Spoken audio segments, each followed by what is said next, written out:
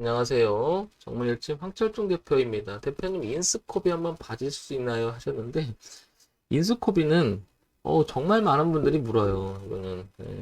이거는 인스코비는 개인분들이 워낙 좋아하는 건지 많이 들어가는 건지 아니면 제가 이 방송을 하면서 제 주변에 많은 분들이 인스코비를 매매를 하는지 모르겠는데 이거 들어가신 분들이 굉장히 많더라고요. 그래서 질문이 계속 와서 인스코비는 다시 한번 얘기 드려볼게요. 인스코비는 아시겠지만 황 대표가 여기서부터 얘기를 했었어요. 그죠? 여기 2750원서부터 이렇게 이제 그 당시 얘기한 것은 이제 황 대표가 이런 얘기를 많이 했죠.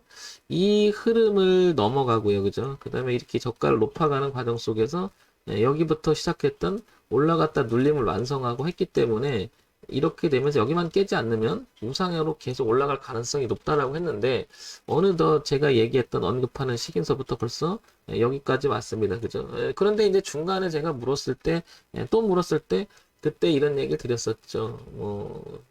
제 방송을 꾸준히 듣는 분이라면 뭐 다 기억하겠지만 이렇게 흐름이 있으니까 여기 이 고점에서 그죠? 그래서 올라오면 이 부분이 한번 걸릴 것이다. 그죠?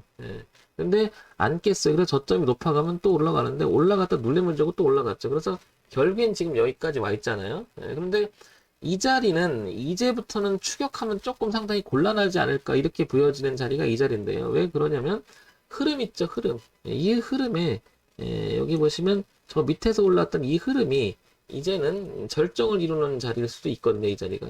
물론 이제 늘 얘기 드리지만 이런 부분들이 오버슈팅이 나면 더 강하게 올라갈 수 있겠죠. 그죠? 성장 가능성에 대한 이야기가 또 이렇게 나오는 건데요. 지금 황 대표가 얘기 드리는 건 주로 기술적 분석에 대해서 계속 많이 꾸준히 얘기 드렸잖아요. 그러니까 그전에도 제가 얘기한 부분이 이런 부분에 대해서는 항상 분할 청산의 대상이 되고 저점이 높아가는 흐름이 나오면 홀딩 좀 해보고 그 다음에 의미 있는 진폭이나 이런 데서는 한번 분할 청산의 또 대상이 된다 이렇게 얘기를 많이 드리잖아요, 그죠? 그리고 나서 어느 일정한 부분을 하회 이탈하게 되면 손을 떼야 된다라고 했는데 그래서 그 전에 제시했던 자리는 여기만 깨지 않는다면 우상향으로 성장할 가능성이 높다고 했는데 어느덧 여기까지 왔어요, 그죠? 여기도 더 강할지는 잘 모르겠으나 인스코비를 질문하시는 차원이 아마 갖고 계실 분들일 거야. 아마 아니면 신규 진입을 또 노리려고 하실 수 있잖아요. 신규 진입은 지금 너무 위험해 보이는 자리고요. 신규 진입을 노리려면 이거는 오히려 이걸 오버치기 나서 이렇게 돼야 되는 건데 부담스럽죠, 상당히. 그러면 지금 한번 잠깐 보겠습니다. 흐름을 이 당시에 이렇게 꺾은 자리예요. 그죠? 여기가. 그래서 지금 이 자리는 되게 부담스러울 수 있습니다. 멀리서 바라보면 이 주가는 아직도 여기에 갇혀 있는 형태가 되죠. 그래서 2019년 중반서부터 그죠? 2019년 무너지면서 코로나 때 같이 빠졌다가 2020년 그 다음에 열심히 반등을 했잖아요. 그래서 이 자리를 넘어가려면 강력한 모멘텀이 있어야 되고 내용이 있어야 되는데 그것도 중요하지만 혹시 갖고 계신 분이라면 이 자리에 다시 또 분할 청산을 해주셨으면 좋겠다는 거죠. 왜냐면 이런 자리는 걸려버리면 여기까지 시간 조정하고 한참 또 걸려서 올라갈 수 있겠죠. 뭐 이렇게 간다 안 간다 떠나서 이런 자리는 그렇죠. 그죠? 그 다음에 황 대표 이렇게 갈 거라고 난 생각을 해. 그러면 홀딩 하셔도 되는데 항상 기준 있게 하셨으면 좋겠다는 거죠. 그래서 제가 정관님들한테 늘 말씀드리는 것 중에 하나가 홀딩을 하겠다 그러면 적어도 이 저점 높이는 것만큼 위배되지 않고 자연스럽게 흐름을 깨지 않는 범위를 들고 가라고 얘기를 드리거든요. 근데 막연하게 그냥 하게 되면 안 된다는 거죠.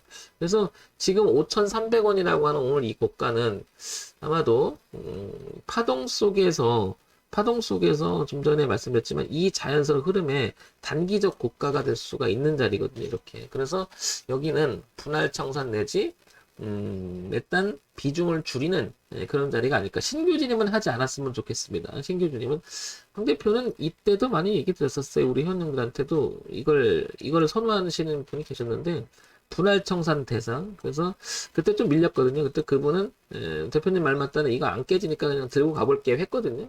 그래서 지금 이렇게 잘 들고 와서 여기서 청산하실지 그것도 잘 모르겠어요. 근데 분할 청산을 하시라고 말씀드려서 실천하고 계신지 모르겠지만 아마 그렇게 하시지 않을까 싶습니다. 한 5,200원, 5,000원 넘어가는 자리까지는 얘기를 몇 번 했었으니까요. 자, 그 다음에 인스코비를 봄에 있어서 이제 기술적 얘기를 했잖아요. 그동안. 자, 그 다음에 인스코비 볼게요. 거래소에 상장이 되어 있고요. 소형주죠. 통신업, 보통주 이렇게 되어 있고요. 시가총액이 5,247억입니다.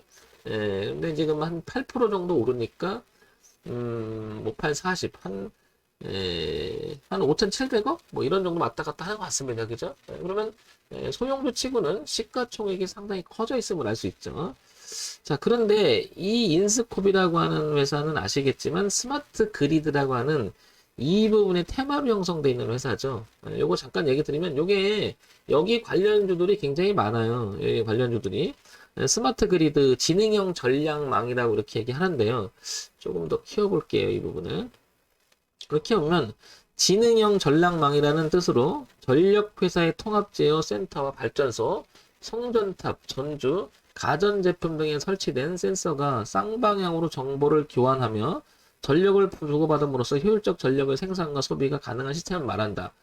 1차적인 전력 효율화는 물론 기반시설 구축을 위한 기반시설 구축을 위한 고용과 생산 설비 산업의 발생을 통한 추가적인 일자리 창출할 것으로 보인다. 그러니까 얘는요, 스마트 그리드에 관련돼서는 만약에 테마가 있다면 앞으로 전망이 굉장히 좋아질 가능성이 높다라고 보여는 거죠. 어떻게 보면 이제 출발하는 단계에 있다고 볼 수 있잖아요. 그죠? 네, 그러니까 이런 부분들 때문에라도 성장 가능성에 대한 논의가 계속 나오지 않을까 이렇게 생각이 돼요. 그게 이제 바로 우리 인스코비가 거기에 해당되는 그런 관련주로 하나 이제 있는 거죠, 이게. 보시면 이제 여기 보면 스마트 그리드 관련 인스코비 환호 이렇게 나오는 부분들이 이제 이거는 뭐 노출이 돼 있었던 사실이에요. 지금 뭐 느닷없이 나오는 얘기는 아니고, 그죠? 그래서 지금 보시면 이게 이제 예전부터 이쪽 계통에서는 계속 얘기 나왔던 거죠. 근데 보시면 인스코비 주가 쿠폰이 이틀간 기관과 외국인이 겁나게 샀다 이렇게 나와요. 많이 샀다 이렇게, 그죠? 그러면 앞으로 전망성이 있다고 생각하니까 들어왔을 거예요, 그죠? 그 다음에 쭉 넣으면 뭐 쭉 나오죠? 바이오 메이크업 플라즈마 회사로서 뭐 이런 것은 뭐 그다지 큰 적이는 아니고요, 그죠? 쭉 보면 이제 이 회사가 갖는 의미가 스마트 그리드에 대한 이야기 중요하지 않을까 이렇게 보는 거죠. 그래서 인스코비가 아니라 스마트 그리드에 관련된 주식들을 앞으로는 같이 여러분들도 한번 쭉 살펴보시면 좋겠고요. 스마트 그리드의 그 뭐죠 관련주 중에 잘 아시겠지만 이 부분 LS 엘릭트는 이런 회사들도 관련돼 있는 회사들이죠. 그러면 지금 잠깐 얘기 드리는 것은 이 회사도 보면은 이렇게 지금 보면 이 안에 갇혀 있잖아요, 주가가 현재. 그러면 성장 가능성을 봤을 때는 이게 넘어가기 시작을 하게 된다면은 이 영역이 상당히 넓어짐을 알 수 있죠. 그리고 여기서 추가적으로 하나 더 얘기드리면 여기는 뚜렷하게 지지를 했다는 사실이죠, 이렇게. 그러니까 얘가 이렇게 2018년, 19년 저항을 받죠. 그리고 2020년 저항을 받고 후반대에 지지를 하고 올해 들어 지지를 해서 가죠. 그러면 여기가 8만 원대만 넘어가면 이 필드가 넓기 때문에 LS 일렉트릭도 상당히 지금 저는 예의주시를 하고 있거든요. 사실 제 방송을 좀 들으셨다면은 제가 이런 얘기 많이 하죠. 자연스럽게 올라갔다가 자연스럽게 고가가 낮아진 분이 보이는데 이렇게 꺾어 나갈 때 이렇게 되면 이제 저점도 높아지고 고점도 높아지다가 낮아지다가 돌아가는 이런 자리에서 많이 보자라고 얘기 드렸을 거야 아마. 그래서 이것도 언젠가는 한 번은 얘기를 드렸던 종목 중에 하나인데 이 부분을 한번 보시라는 거죠, 이 부분을. 자, 그래서 앞으로는 LS 엘렉트릭도 이렇게 갈 가능성은 매우 높다 이렇게 보여져요. 그러면 흐름상을 보게 되면 스마트 그리드는 눌림을 들어온 종목들도 꽤 돼요. 꽤 되니까 한번 관련주들 여러분들 한번 찾아서 한번 보시면 도움이 되지 않을까 싶고요. 그 중에 이제 인스코비를 보게 되면 굉장히 자연스럽게 먼저 얘가 이렇게 나가고 있습니다. 그죠? 이렇게 굉장히 자연스럽게 나가요. 이렇게 나가는 모습이. 그런데 얘가 나가는 모습이 어때요? 또 잘 지켜져요. 파동을. 굉장히 규칙적으로 잘 지켜주고 조금 전에도 같이 봤었지만 이런 흐름도 굉장히 잘 지켜줍니다. 그죠? 이렇게. 뭔가가 좀 깔끔한 모습이 좀 자주 나와, 이렇게 보면. 그죠? 그렇기 때문에 여기서는 아까 말씀드렸지만 신규 진입은 하지 않았으면 좋겠고요. 지금 여기는 잘못하면 단기 고점이 될 수가 있으니까요. 근데 가지고 계신 분은 이런 자리에서는 분할 청산을 해줬으면 좋겠고, 만약에 얘가 내려와서요, 이런 형태의 지지가 돼서 다시 가게 되면 이 대추세의 저항이 지지로 바뀌면서 다시 한번 도약할 수 있는 자리긴 해요. 이렇게, 그죠? 그러니까 여기는 차라리 올라갔다 눌러주고 이렇게 되면 모를까. 그러면 여기도 통과하고, 그죠? 이렇게 눌러주면 이렇게 가면 이 흐름도 안 깨겠죠. 그래서 어떻게 돼요? 뚫어놓고 비싸고 눌림을 줄 때 차라리 공략을 하든가.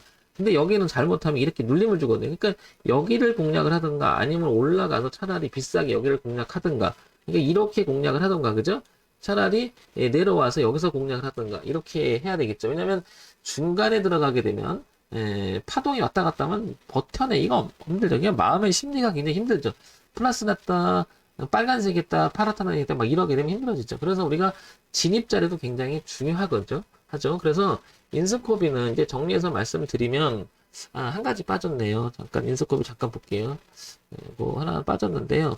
분기 실적을 보게 되면은 작년 후반기 3, 4분기, 4, 4분기, 그 다음에 올해 1, 4분기, 3분기 보면 거의 비등비등해요. 그죠? 근데 영업이익과 당기수익 그 다음에 안 좋아졌어요. 그죠? 요런 부분이 좀 걸리죠. 그러니까 뭔가가 장사는 잘 하지는 못하는 것 같아요. 그죠? 자, 연간 실적 볼게요. 연간 실적을 보게 되면은 이렇게 2017년, 2018년, 2019년 조금 줄었죠. 그죠? 그러나 전망적인 내용이나 내용에서 보면 상당히 의미가 있는 회사라고 좀 보여져요, 이게. 그리고 인스코비를 또 하나 이렇게 보게 되면 소형주지만 시가총액이 지금 5,700억이 넘어가잖아요, 그죠? 뭐 이런 부분들도 그렇고요. 전망도 그렇고. 근데 저는 실적에 대한 기본적인 이야기를 굉장히 중시 여기는 사람 중에 한 명입니다. 근데 이게 실적의 가시화라고 하는 부분이 분명히 남아있죠. 그러니까 실적이 들썩들썩 하잖아요, 그죠? 이런 부분이 좀 퀘스천인 거죠. 그래서 저는 이런 거가 만약에 걸리잖아. 이런 게 하나라도 있으면. 그러니까 여기서 뭘 말하고 싶은 거냐면 기본적 분석에서 내재적 가치가 삐걱거릴 수가 있고요. 기술적 분석에서 차트상 지지와 저항에서 저항이 형성되는 부분이 걸릴 수가 있겠죠. 그 다음에 정보 분석에서는 이게 뭐 전망이나 이런 걸 봐야 되는데 인스코비는 지금 봤을 때는 전망 좋고요. 그 다음에 기술적 분석에 차트 좋고요. 기본적으로 봤을 땐 좀 쾌천이라는 거죠. 실적의 가시화가 눈에 보여야 되는데 그런 부분이 조금 안타까운 거죠. 그래서 저는 이거를 만약에 내려와서 눌림을 주고 매매를 하든 뚫어놓고 눌림을 주고 매매를 하든 간에 평상시에 내가 500만 원 정도를 가지고 투자를 한다 그러면 그러니까 비중 얘기하는 거예요. 비중. 반으로 줄일 것 같습니다. 그냥 반으로. 항상 이런 부분들이 괜찮다 싶으면 비중을 그대로 유지하지만 뭔가 하나가 삐걱버리면 비중을 줄여서 하는 매매도 괜찮겠죠. 그죠? 왜냐 사실은 뭐 그럴 수도 있죠. 뭐냐면 저런 부분들이 다 만족해서 들어가는 게 낫지 않을까요? 그런데 주가라고 하는 것은 또 그렇게 움직이지는 않잖아요. 그죠?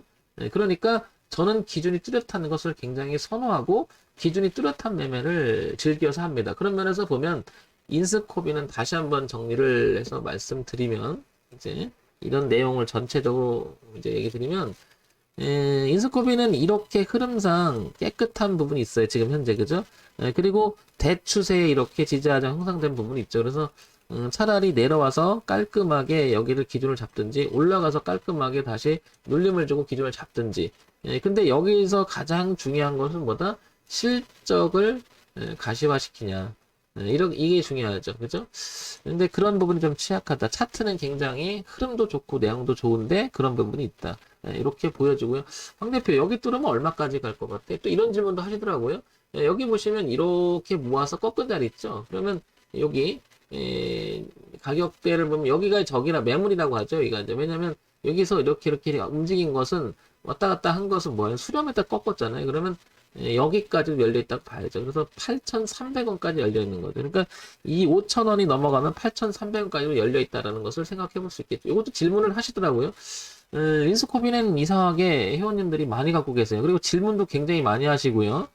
그렇기 때문에 이건 여러 번 언급을 드리는데 하여튼간 뭐 지금 현재는 결과가 나쁘지 않으니까 들어가신 분들은 다 수익일 거니까 그죠? 어쨌든 이런 점 참고해서 보시기 바랍니다. 그리고 지금 상태에서는 추격은 좀 자제했으면 좋겠습니다. 이 부분이 있다라는 거. 그 다음에 여기 얼마까지 한 8,000원대 중반까지 열려 있고요. 그죠? 8,500원까지 있고요. 그 다음에 지금 가격 5,300원.